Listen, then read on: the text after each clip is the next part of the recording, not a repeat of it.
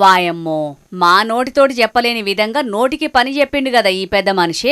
ఏకంగా పువ్వు పార్టీ రాష్ట్ర అధ్యక్షుడు రామచంద్రరావు సార్ ముంగట్నే మాజీ ఎంపీ వెంకటేష్ నేతను గుడ్డలు ఊడదీసి కొడతానని అంటున్నాడంటే ఇలా పంచాది పెద్దగానే ఉన్నట్టున్నది పోన్రి. అట్లానే ఇదేదో పార్టీ మీటింగ్ కూడా కాదు. మంచిర్యాల జిల్లా వేమనపల్లి మండలం నీల్వాయి ఊరికి పువ్వు పార్టీ మండల అధ్యక్షుడు ఏట మధుకర్ ఇంటోలను పరామర్శించేటందుకు రాష్ట్ర అధ్యక్షుడు రామచంద్రరావు సార్ పోయిండు. ఇగాడికి పెద్దపల్లి మాజీ ఎంపీ వెంకటేష్ నేత అట్లనే మొన్నటి ఎన్నికలలో పువ్వు పార్టీ తరపున పెద్దపల్లి ఎంపీ అభ్యర్థిగా పోటీ చేసి ఓడిపోయిన గోమాస శ్రీనివాస్ కూడా హాజరుపడ్డారు. ఇగాడ ఇద్దరికిద్దరు ఇట్లా మాటల దాడి చేసుకున్నారు. ఒకరు మాజీ ప్రజాప్రతినిధి, ఇంకొకరు ప్రజాప్రతినిధి కావాలనుకునే వ్యక్తి. ఎక్కడికి పోయినాం, ఏం మాట్లాడుతున్నాం అనేది కూడా సోయి మర్చి మరి ఇట్లా చిల్లెర లొలికి దిగిన ఈళ్లను ఏమనుడు చెప్పుర్రి.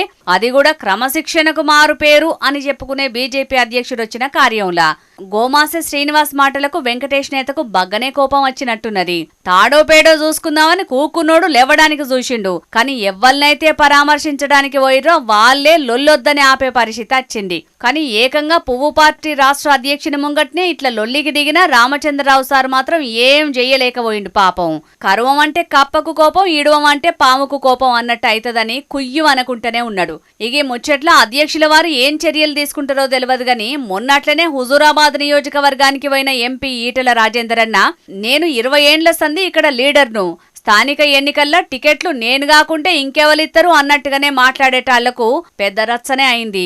అది మరవక ముందే ఇప్పుడు ఈ లొల్లి షాలైంది. మొత్తానికైతే ఈ నడుమ పువ్వు పార్టీల క్రమశిక్షణ దప్పినట్టే కానొత్తున్నది అని అనవట్టిరు కొంతమంది రాజకీయ విశ్లేషకులు.